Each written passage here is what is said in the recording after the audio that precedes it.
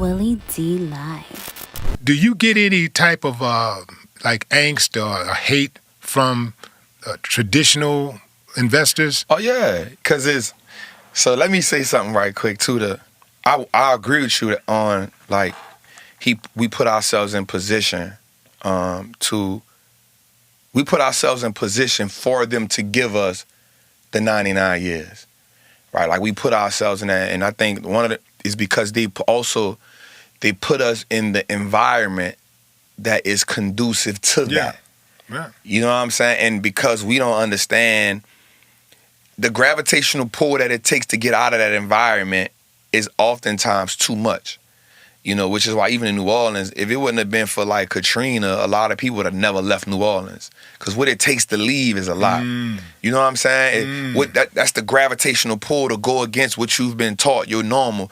So like even in that area, and I'm gonna answer that, but I remember being in prison. One of the things that really stood out to me when I was talking to the guy, and I always talk about this, he showed me this picture. Now this 1999, he was in Iceland. First of all, I had never heard of that before. I'm 16. And he was sitting in a lake that had steam coming from it with mountains in the back. So I've come to find out that that's called a blue lagoon. But in my mind, this how entrapped I was by my environment. I didn't think it was humanly possible for you to be around mountains and be in a warm lake at the same time. Like, that blew my mind. Like, I'm like, bro, I'm from the hood. Like that, how can that be possible that exists? So him showing me that kind of like stretched my mind of some of the possibilities.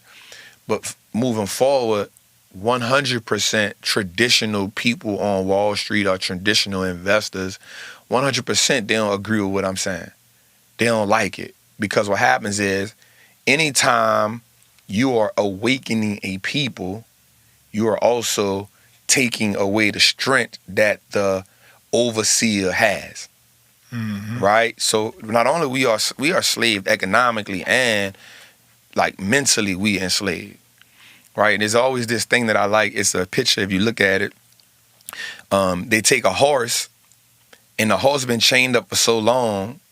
To when they take been encaged for so long, they put the leash, then tied to a chair, and the horse will stay there.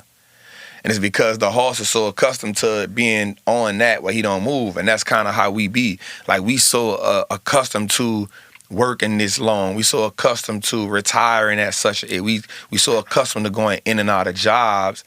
But that gives them security. Like I even said, like with banks, like the bank is not the best place to have your money, but we know it ain't the best place to have your money, but we've been taught that's the safest place to have our money. And we don't know where else to put the money. Just like people going to jobs with the 401k. That ain't the best place to do nothing, have your money. But because we don't feel like we adequate to manage our own money, we don't feel like we adequate to be responsible for our own finances, we think, the job is the best place for us. They gonna look out for me. No, they ain't. So when you talk about me telling people, man, you can invest better than your 401k, they gonna defend that. No, I match that. They match me. Well, go look at the 11 or 17 sets of fees they got in there. Right? Go ask the person who retired at 65 from the 401k and the money they thought they had is 1/3 less. Go ask that person that. But now it's too late. What they gonna do now? And there's nothing against it, but now they working part-time jobs. So people from traditional banking are gonna always have something against the person who is telling the people other than what they're saying because they're taught to sell us a product. They're not taught to enlighten you. The more people that don't want that product, the more commission you can get. And so if you have a whole group of people that's saying, nah, I'm good, I can invest in myself, you've now put a dent in an entire field, a financial field. Yeah. Have they started trying to move the goalpost on you yet? Nah. It's going to be hard for them to move the goalpost, and people always say that is because their money's so tied into it. And the only way, and I'm not saying what they can't do because they write the rules, but they would have to take away the individual investor. And the reason why they're not going to take away the individual investor, the retail investor, is because on Wall Street, they call you dumb money. Right? So for every one of me, there's 2,000 of me that's going to lose money. Yeah, and that's where the one of you make money. Yeah. You know what I'm saying? So they understand it. So in their mind, like, I'll let one go to get 1,000.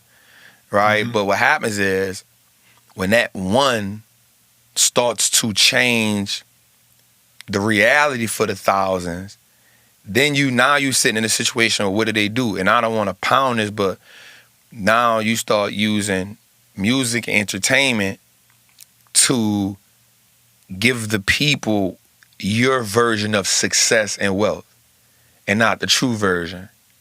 And so when we start to champion and when we start to glorify the things that they don't deem as wealth, then they can stay as financial predators. And as long as we financial prey, there's always, let's think about this. When a bear goes to the lake to catch the fish, he don't try to catch all of them. He's gonna get one at a time. But he can stay at that lake and eat forever. He can always go to that lake and know there's always abundance of fish that I can eat from. Yeah. So the ones that get away, I ain't really, you know what I'm saying? I ain't really tripping. So, and that's kind of in reverse. I'm the one that's gonna get away, but the bear can always go there and eat from that lake. And not only just one, but they can go eat a mother, a father, a daughter, a niece. They can eat a whole bloodline for generations before somebody come along and say, no, we're going to do something different. Yeah. I heard you say you use money for 3 reasons. Yeah. 1, access to information. 3, assets. Yep. Explain that. So you think about it from this perspective. The way to get new information is to be around people who are already where you want to be at. So for me, I always want to be around people so I always say that orthodox information gives you ordinary results. So what they teach you in school, you already know what the outcome of that going to be at. Like for every person you see graduate school and graduate college, you probably see one person that's super successful. Everybody else got a regular 9-to-5 job. Everybody else retiring at 65. That's the goal. They cool with that. They going to die like that. Then there's the one person you like, dang, like this person only got a business degree and they really did something. They built this great company or something like that. So for me, I want to get around people that think different. That's the people you see gonna make it in America. The people who think outside the box. That's always gonna have a cost to it. So that's the access part. But in that is always information. I want to learn from people who have more information than me. Because the book is the foundation, but what happens is the people who think outside the box, they're going to take the book for the foundation, and then they're going to say, you know what, let me add my sauce to it. It's kind of like your grandmother give you a recipe. You're like, damn, it's good, but it don't taste like grandma, because she got the experience. It's a certain way she whip her wrists. She don't use no measuring cups. Everything is eyeball. So what happens is if I can get around that person, then I can replicate what they got going on and I can add my sauce to it. I can only get that for being next to that person. So that's the information, that's the access, and then I become the asset. So I always want my money working for me. The more money I got working for me, the further and further I separate myself from being broke. The further and further I separate myself from being in poverty. The closer and closer I get to making wealth goals. So the goal now is for me to make as much money work for me as I can. A dollar that's not moving is a dollar that's losing. And if we understand that, that's the information, that's the access, that's the assets. How do you deal with people that don't get that when they want to invest or they say they invested in your program, but they come on to the platform and they try to troll? Because I'd be on your social media all the time. Thank you, brother. And you be putting in a lot of work, and there's a whole lot of people that come on and say how great you are and how the program works for them. But then, invariably you'll see these posts, and I've seen them on other people's stuff, so this ain't exclusive to you. I've seen them on other people's stuff that are very reputable people, but you see these posts where people jump in and say negative things like, oh, it's a scam, oh, you just trying to get people money, oh, you don't really care about the people. Does that discourage you at all? Not at all, because I know that you're just operating from a traumatic experience. Okay. One of the things me and my team are working on is talking about financial trauma, right? And so when we look at it as when we go to school, let's think about the blueprint that they've given us to live this American dream. What about that dream is something that you truly desire? And most people, they don't desire that dream, but they still work for it, so they've bought into the scam. They've bought into that scam. You feel me? Like, the average person don't want to go to school for all those years. The average person don't want to work no job for no 40 years. You don't want to retire, and the average, I think, age is like 72. You retire at 65.